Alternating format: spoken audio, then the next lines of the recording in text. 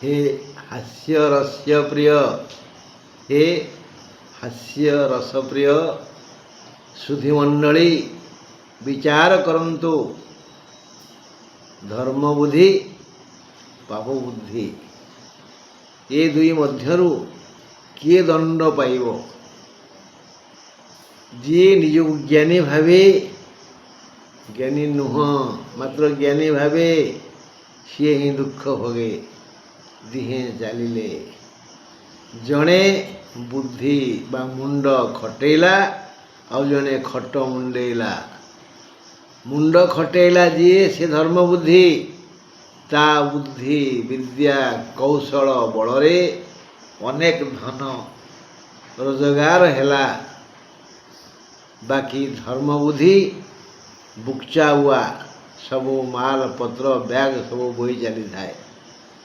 जमती से महाजन ये मूलिया बड़वान टोकाटा किंतु खल प्रकृतिर से प्लान तैयारी कर थाए किभली ये सबू संपत्तिर मालिक हम।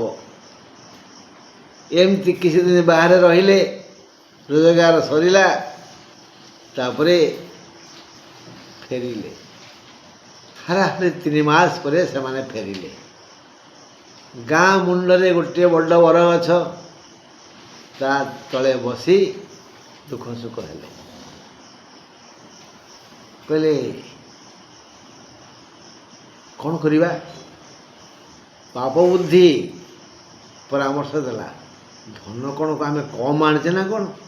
सुना रिपा हीरा लीलावती माणिक्य देखी न गाँ लोक हेले आकु नेले से माने छड़े नहीं जीवे।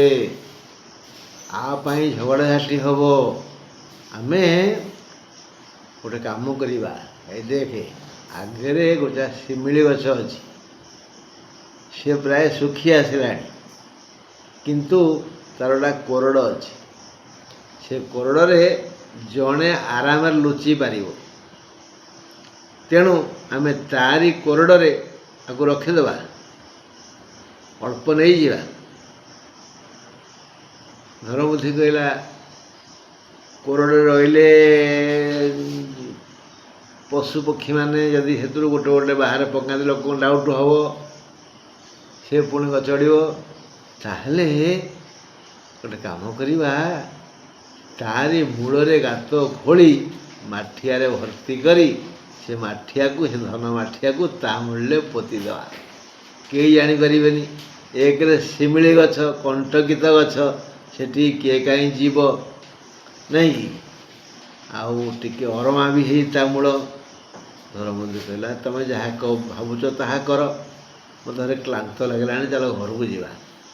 तेणु जे धन सब पोतिपा देले किसी दिन रखिले से धन को 2 भाग कले एकदम निष्ठार सहित विवेकी ज्ञानी विचारवंत सुशील शांत भद्र भाया धर्म पाप बुद्धि सम्मान 2 भाग करा है। तापर दिहे घर गले।